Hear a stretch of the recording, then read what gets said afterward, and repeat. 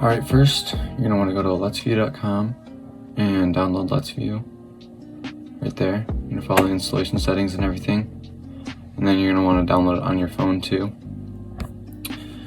And then after that, after you download it, you're going to follow the steps in both the apps, and then it'll connect to you. Everything will be good. And then you're going to want to open up OBS. And when you open it, you're going to want to go down to your sources, and you're going to, oh yeah, it's going to look like this right here.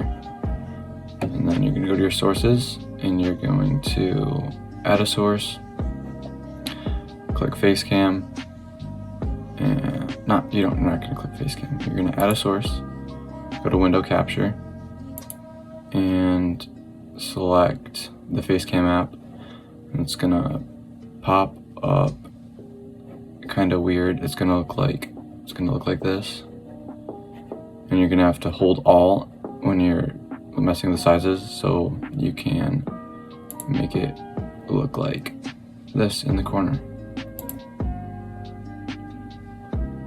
So right now it's just moving the whole thing, but when you press Alt, you can crop it to whatever size so you don't see that down there.